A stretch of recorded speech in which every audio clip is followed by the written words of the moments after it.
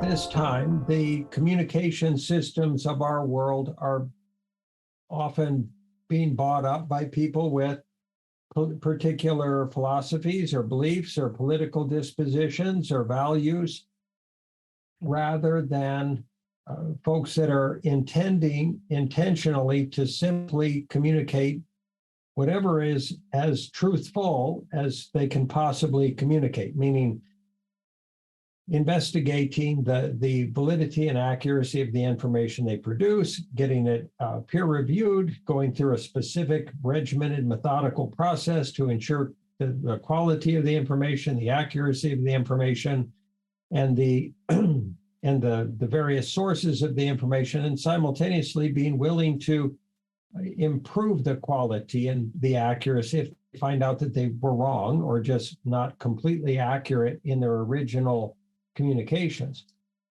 Right now, much of the information that we receive is spun for many different reasons: competitive reasons, economic reasons, political reasons, belief and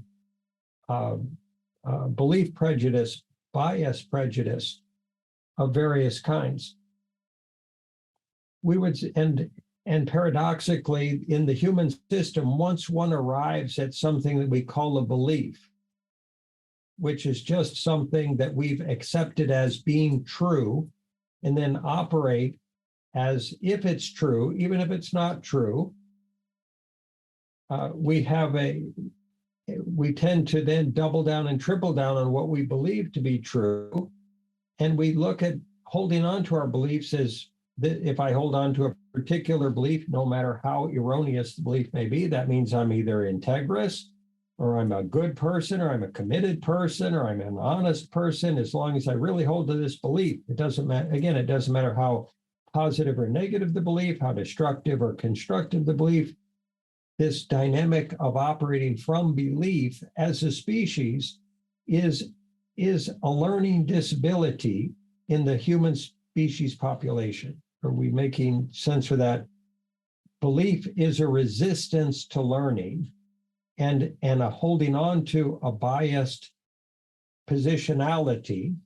It's a dynamic of learning, because if we have a belief and we try to apply that belief to life and make decisions based upon that belief, we will learn as a result, meaning that we'll find out that our belief is not accurate in some way, or it works well in some areas of life and it doesn't work well in others. If someone has a belief that men are supposedly superior to women, they may utilize that belief in their relationships, or in their parenting, or in their organizational process, or in their leadership dynamics. And that's a false belief, and we get that. It's not true, it's not accurate, it's not a healthy, constructive belief.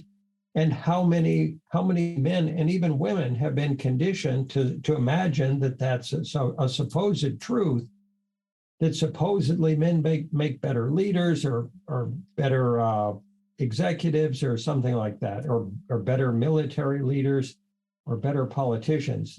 These are all just belief prejudices that become projections, that then become interpretive lenses, that then skew the learning process of all of humanity. And when we try to communicate to people who hold these beliefs, they out of fear of letting go of the belief, that's kind of a security blanket. They say, well, if I give up my belief, I'll give up my safety or my control or my history, or I'll be wishy-washy, or I might be seen as changing my beliefs, and people may not trust me, or I might go out of phase with the tribal or the collective values that I was raised with. There's so many resistances that beliefs generate.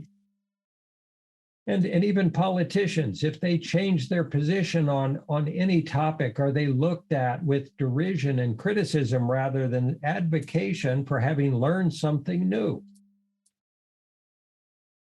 Do we look at a politician that switches from one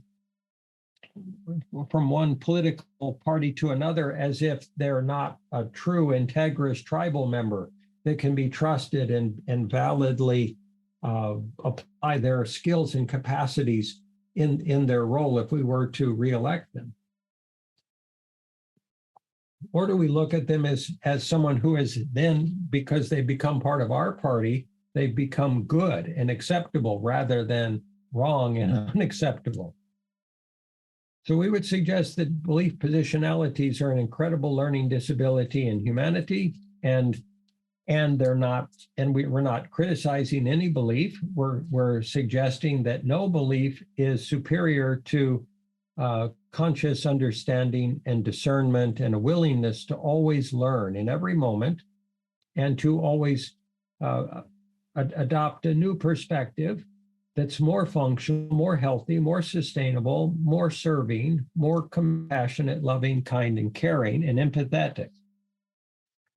And we understand that's not how people are taught or raised in our world. And still, this transformation is necessary. It's unlikely we will get to resolution of the climate crisis via belief. Are we making sense with why we would make that statement, that seemingly extravagant statement? And unless perhaps it's the belief that we're all equal, we're all valid, we all deserve to be loved and cared about, and that the natural world is wonderful and it's optimal for us to live in harmony with it and redevelop it and heal it. Even then, that would become a new static positionality that would not be optimally supportive of evolution of collective consciousness. That said, it might save us from our prior beliefs.